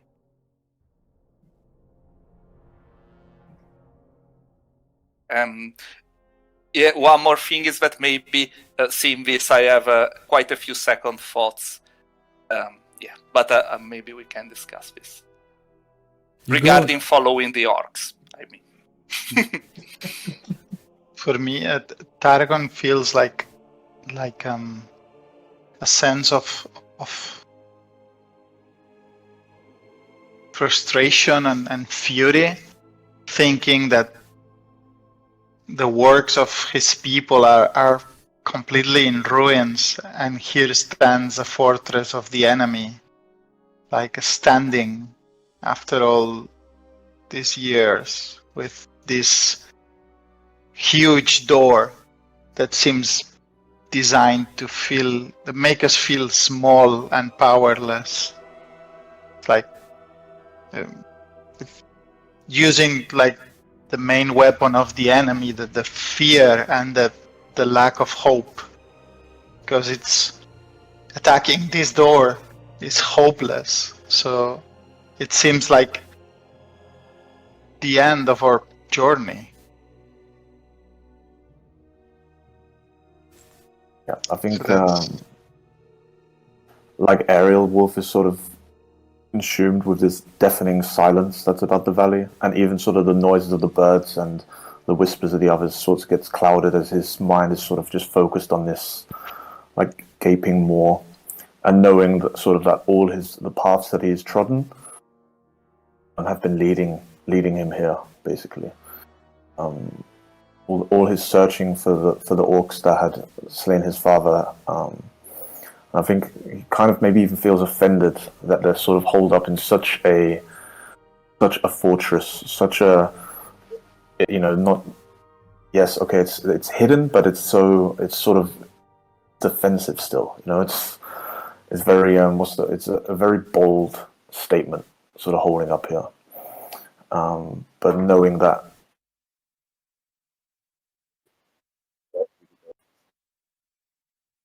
Awesome, guys. Wolf, as well, something strikes you from this perspective. You can really have this this sense that because of this perspective, this bridge showing from the bottom of it, these gates, everything seems even more daunting, even more foreboding, even more morbid and dismal. These gates, a long gate into the rocks, and the silhouette of Mount Graham itself. You see that it does this kind of like this distorted horn shape, and you really see that the black horn of your dreams, you know, and this shape that you've had nightmares about for 13 years so far.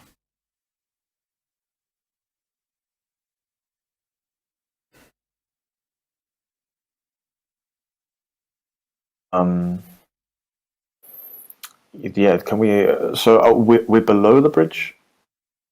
Yes, you're below the bridge, off on somewhere. You know, the one of those ravine, one of those cleft took you open straight into this massive ravine that is this crevasse that is bridging. It's the wall, quite. It's at the foot of Mount Graham. There's this massive crevasse, and now you're kind of like 60 meters off somehow from the bridge. So is the base of the bridge above us? Yes. Or Yes. But we have there would be a path from where we are go to the orc tracks are leading that way. You took enough. You cut off to have a better vantage point to see where it leads. So you had to leave it somehow like to 20-30 meters, and you arrived at the base of this massive. Not at the base, but you arrived somehow, you know, onto this crevasse, and 60 meters further up, there's the bridge, and 80 meters, 100 meters from you, this bridge, huge, long, elongated, and goes over the crevasse, and leads to the gates of what used to be a dwarven settlement. I'm kind of imagining like the bridge of Khazad Dûm in the movie, like it would be like this kind of bridge, like a narrow stone bridge without any rails. Something suspended and completely like illogically suspended above the void. And the crevasse is filled with fog, and the croaks and cackles of magpies sometimes. And we can see the other end of the bridge. You do. So right. Okay. The door of 15 meters. But there is no sentinels there. No You cannot see watchmen. any sign of orcs. No orc, no guard, no vigils, nothing. No guards, no fire, no smoke. Isn't that a bit strange? We would expect to see some activity, right? Maybe all the activities inside the mountain.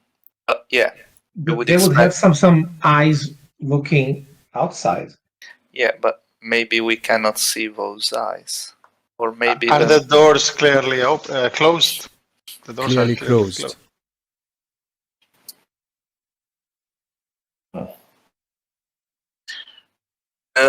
Have we seen any trace of men again once we left the trail of men? Because you said they were interweaving from time to time, so I'm wondering if they interwove anymore after we kind of followed the orc track. Yes, about an hour down, there was a turn. So the trail of men went in a different direction, basically. Yeah. You came across some tracks of human. I would imagine that if I am an orc, I would enter Mount Gram from the main door, in a sense, because I have nothing to hide. But maybe if I am a man, I would access Mount Gram from a back door, possibly. Don't know. Or maybe I have a rendezvous place with the orcs somewhere more hidden. So I'm having I'm having second thoughts about maybe, well, we should still have a look around here, but I wouldn't follow the trail of the orcs straight into the maw of the enemy. We would be completely exposed on that bridge if there's someone looking, and we must assume there are orcs looking, keeping watch. There's no way we could hide while we cross that bridge. So it's a perfectly defendable position. You can't approach it without being seen. For me, no known fortress has only one door. Especially when orcs are involved. There is always some sneaky tunnel for those underground dwellers. But I must say, finding it be a daunting task. And in the other hand, is it really our task to go inside Mount Gram? I mean, we should think, what would the dwarves we're looking for have done before us? Do you think that the dwarves arrived to this same spot or near here? Do you think they reached that If spot? their mission was to scout Mount Gram, wouldn't be a better place to do it? And looking at the bridge to see if orcs come in or out, that would be... Yes. That would certainly be their mission, right? Yeah, but that's too long ago. The fact that they didn't return means that something happened. They either were captured or killed. At this point, they would not be here for like months and months on end, right? Without sending any news back. Definitely not.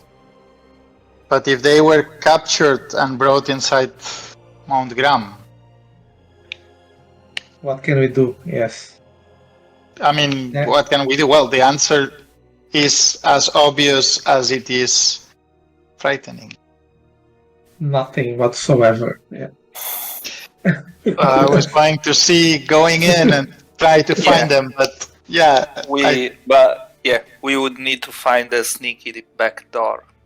We would need to find an orc isolated or a man who may also know what happened to them and interrogate them.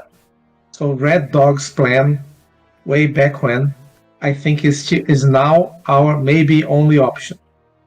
If we want to find out what happened to the scouts.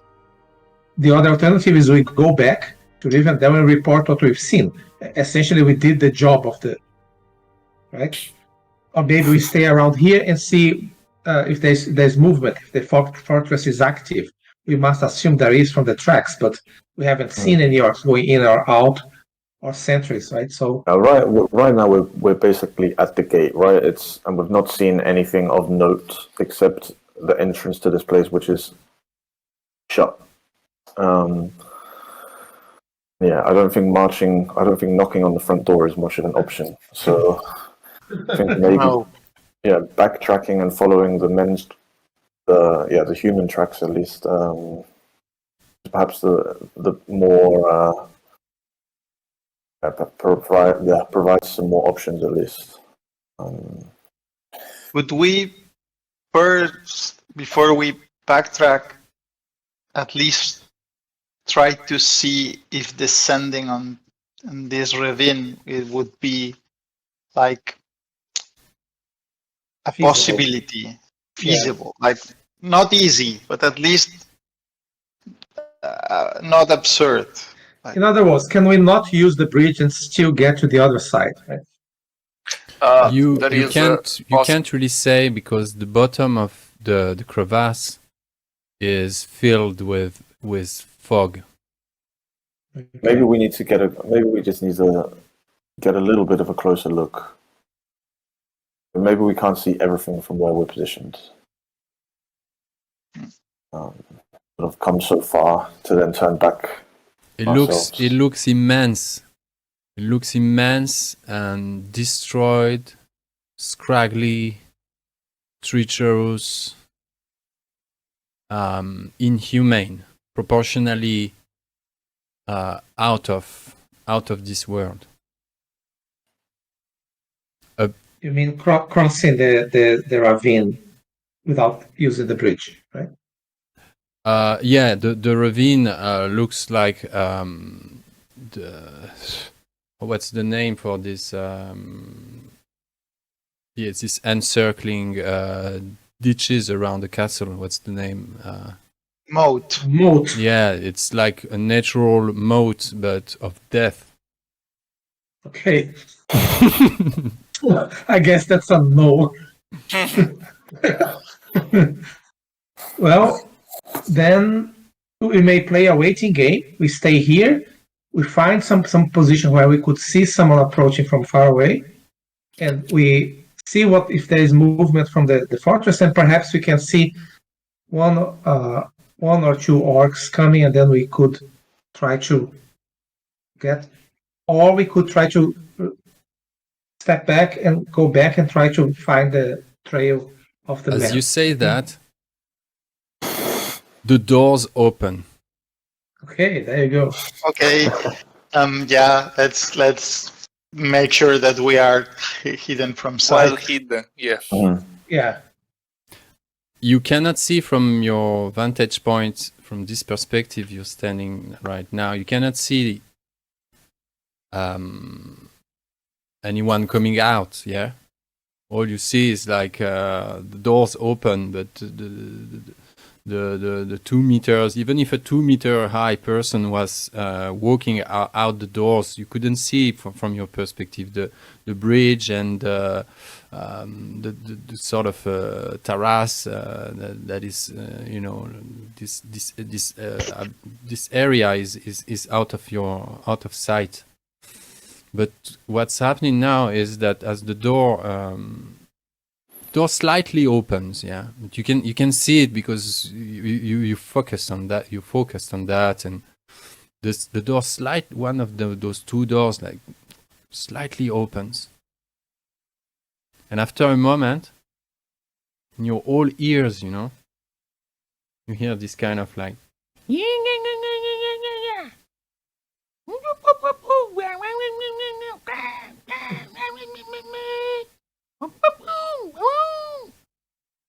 definitely a goblin voice.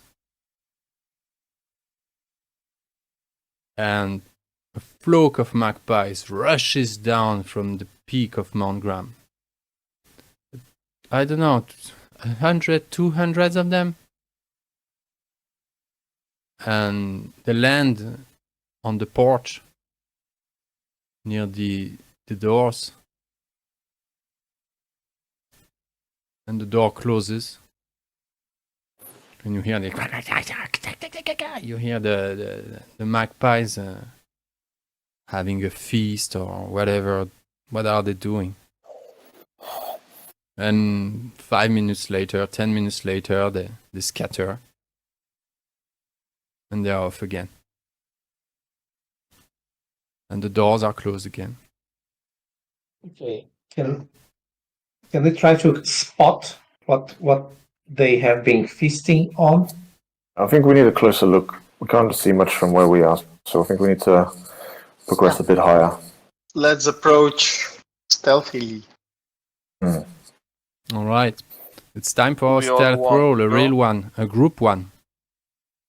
I have 3 stealth, and let me just check. Yeah, I have 3 stealth. You go. Same. Okay, so let me roll. It's a group roll, you said? Yeah, it's a group Yeah, one. it's one person rolls for the group. That's what it means, What right? what is Ariel's target number for stealth? 3. For the, It's 14. My number is 14. Yeah, he Okay. has good wits. He's Yeah, I have 6 scholar. wits. So probably. So let me. I don't think there's any bonus or anything, right? It's just Let's don't- be a bit munchkin here. The session is about to end, okay. so we could spend some Some hope. hope from the fellowship. Oh no! Now Wait, the fellowship is to refill. It's a refill. In second edition, you recover hope from the Yeah. fellowship pool. yeah. Let's And go, on a Ariane. rest. Oh, yeah. I can spend some hope, but it's just a hope is something that is not very abundant to me, at least to my character, because I have 2 hearts, right? So let me. Okay, so just the 3 dice. Target number 14. Really, it should work. I can't imagine. This will have to be very unlucky for this not to work. Okay. We will remember that to put it. I remember that famous last words. Okay, so here you go. And yes, here we go. Oh, nice. Exactly. With 2 successes, just saying. Nice. How do you want to spend those 2 extra successes? You want to reach there like in no time? You want to get more information on the way? You want to be closer at the end? What do you imagine? I want to get. Let me see. You're I heading want towards the to bridge. go. Yeah, I want to always be scanning, so getting as much information as I can, and making extra sure that I am not seen. I don't raise any noise. I don't scare any birds or something.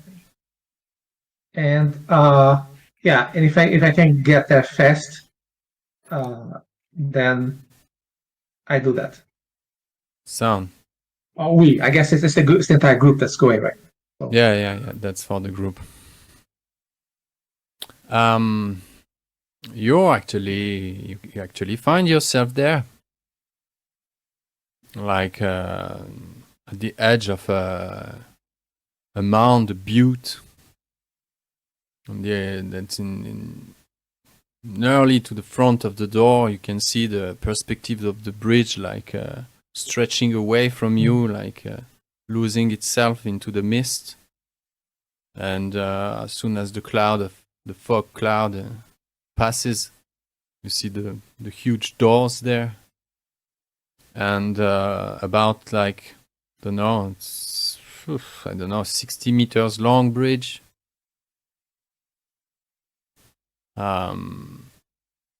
you're still hidden, in this between you. You made the best to become one with the landscape, and you managed to arrive there without the least, make yourself the least noticeable anyway. You did your very best. And from this perspective, you just see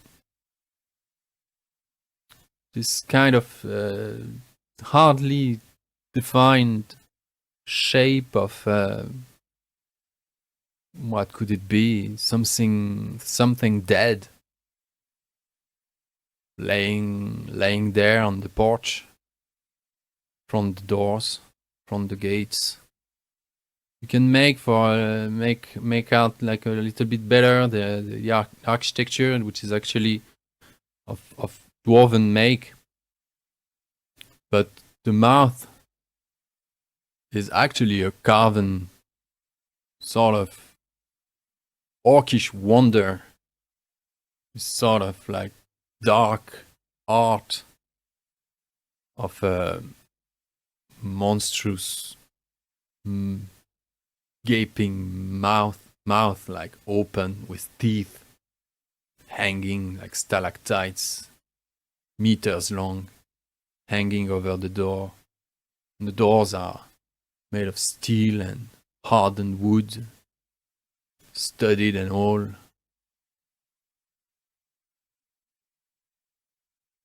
And sure enough, you can as well make for a few, what jumps at you as well is a few slit windows here and there. A few half-shapen, maybe towers or outposts here and there. You can see more of like, the kind of the functional kind of like front of the fortress. With possibly like some ramparts hanging in some parts, and it's still no apparent visible shape of sentinels or guards or orcs or whatnot. Yeah, but the thing that is dead there, the dead shape. Yeah. Is that, can I?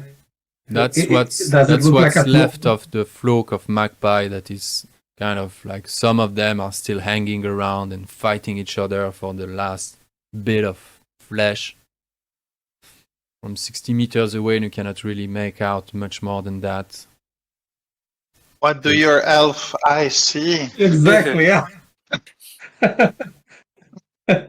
It's a pile of bone and dead flesh and ligaments and whatnot, just being no clothing that I can see from here, no armor or anything else that's with it. No. Okay. No.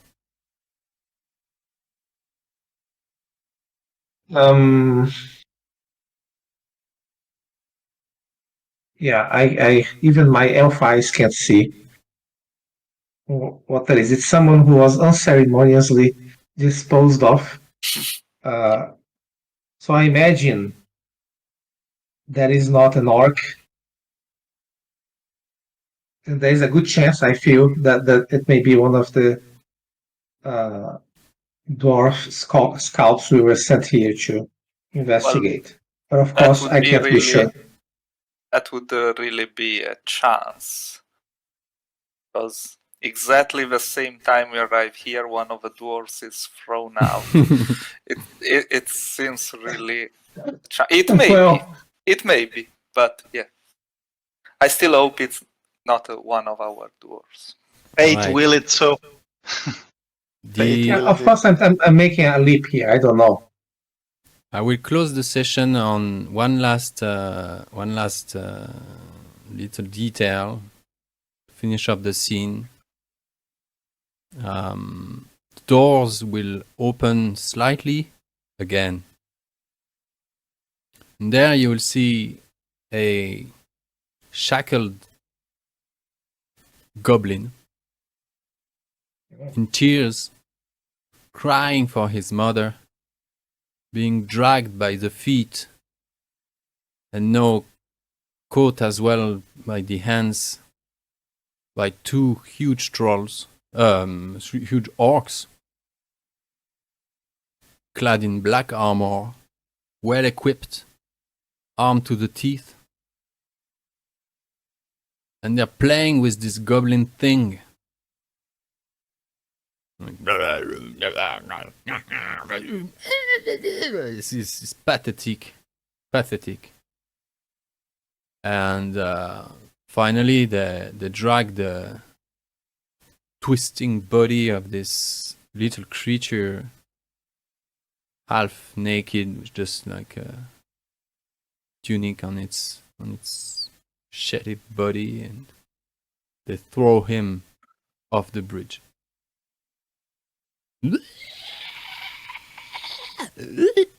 And disappears into the fog. And the doors close again behind. You can hear the two orcs laughing as the door closes behind them. And this is the end of the session. We don't hear a thud of like a sound when No. No. I guess it's too light. It's too light and it was too far on the Okay. No. Yeah, no, you don't hear the tuk. No. It's just like and disappears into the annal of history. So maybe they have goblin slaves in there or something. Oh, you bet. Oh, yeah, but that's their way, right? The strong orcs have the less strong orcs like slaves, and Oh yeah, you don't vote in there. it's how they live. So I would like to yeah. know. I would like to know if we have progressed up to the point you thought we would on the first session, or if we are farther, or we are not as far as you thought. No, To you're make just an idea of our I would rhythm. have imagined that you'd be 15 minutes further down. But no, I had not over-prepared. I mean, I'm always over-prepared, but I had not expected that the story would be much further than that. No, we're good. We're doing good. That's the pace. I'm happy to be at, to keep going with, and I'm proud you just, and we're introducing the whole thing, and we're going at a nice, steady. I like this pace, and I like how ponderate you guys are, and respecting of the environment and the possible dangers and the unknown, and how you don't play. It's not D&D, and I love it. No, you're doing just fine, Jordi. Cool, good. Yeah, because it feels oppressing in a sense. We are severely outmatched, right? We are not badasses that can throw fireballs everywhere. Well, if a sufficient number of orcs, that doesn't have to be that many. 10 would be more than enough, right?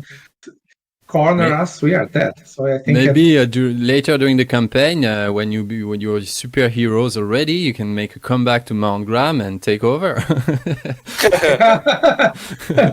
Yeah, sure. Sure.